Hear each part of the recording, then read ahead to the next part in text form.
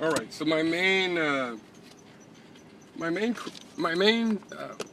criticism of what has become sort of the status quo libertarianism, besides its obsession with it being about taxes, it's not about that. Even if in a person's particular kind of libertopia, the money would be set up so that there wasn't much or any taxation, that's not really the issue. I mean, we could prove that a little bit with a few thought experiments. Think about this. What if the government owned some companies? You know, let's say just they own some companies and made money off them. They might not need any taxes. However, that would be socialism still, or wouldn't it? Yeah, I mean, that's a socialistic practice to have industry. It's actually super socialistic. I mean, socializing certain infrastructural industries like police and whatnot is, you know, there's means to justify that. It's harder to justify why it should, why the government might go into producing, you know, businesses that make a profit, funding itself that way. I think it's actually a great idea.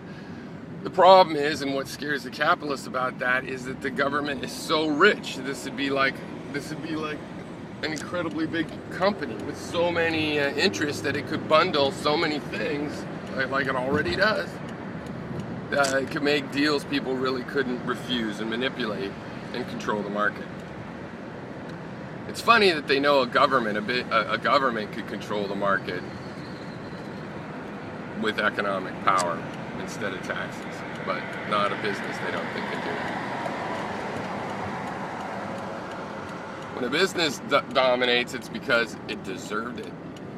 If a city were to dominate the local bakery business, it would be because they, you know, were dominating. And in both instances, they'd be doing things to drive their competitors out. It's just that current modern status quo conservatism says that if a businessman does something to drive its competitor out of business, that's okay. And that's where I draw the line. But I do like, because I like individuality, I do like things where individuals can contribute more. That's why I like the multi-payer system. Because if you have a multi-payer system, then somebody with a novel idea of how to arrange this stuff can have a try at it. He doesn't have to get hired as an entry-level job in the single-payer agency and work his way up, and by then, you know, he's learned the things he can't change. You know, he could just try his own thing, and it can succeed or fail, and people can sign up with him, and their risks should be mitigated, right? Somehow, you know, by some regulation.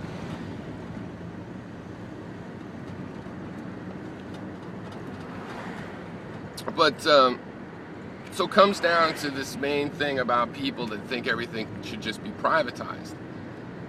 What I do in logical analysis is a lot of mapping, pattern mapping. You have one pattern that works as like your piece of graph paper. And then another thing you're analyzing that you map over, in and out it, and through. So for example,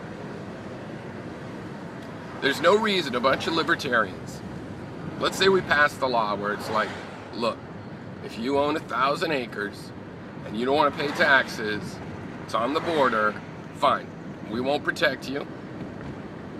We won't pay for your infrastructure, and you do your own thing. You buy the land outright, you buy a 1,000-year, you know, I was going to say 1,000-year lease. Of course, that's still the government keeping control and principle, so forget that. You buy the country, you buy the land out of the country, we let you take it. Then, just as a premise, so then imagine these, you know, 10 million libertarians move up there, and they want a space program and shit like this. But it's all voluntary, so you don't have to pay any taxes, you just put your money in voluntarily, right, to organizations that are promising to do that. right? That's legit, right?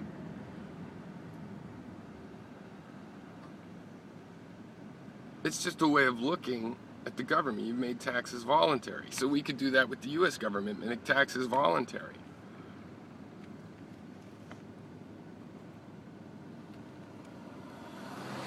Makes it hard to budget.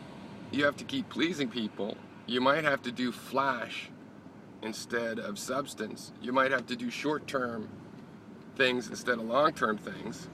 So I think I would go in a long-term agreement. I'd say at 18,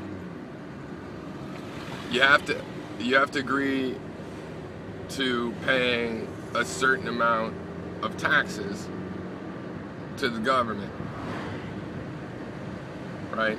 So my point is that I could structure my U.S. government from sea to shining sea in a way that satisfies me. I don't need a brand new country to do that. My problem is not that the government exists, it's what it does with its money. I don't know why the conservatives are like, and it's always going to do terrible things, and they don't know what terrible things people do with giant piles of money when they're not the government. I don't understand why they don't see the balance there. I see both sides of that. I think maybe, you know, seriously guys, Catalonia wants to get off of Spain. I mean, look, there's nothing more legit than saying, hey, we folk think we can do our own thing. We use democracy, you know. I think that we should allow the union to split in two. I don't want to dissolve the union. I'm just saying I think we should split in two. I want to stay in the union. If it's split in three, I want to stay in the part that, well, I guess at a certain point I wouldn't have a choice. I'd be wherever I was living, but I might move. I'd like to stay in the part that had Mark Twain and Will Rogers in it. You know, I'd like to stay in the part that has 204. I don't want to start over. I think I can learn from our American experiences so far. I don't want to start over. You folk that are so disillusioned you want to start over, it's somehow totally corrupted. Well, let me stay in the part that does the next step. I just as soon accept this government. I mean, for example, if we seceded, I think already a lot of the money in the government that I was paying into would be better spent. So, and you guys, whatever you want to do will be interesting to me. So, all right, cheers.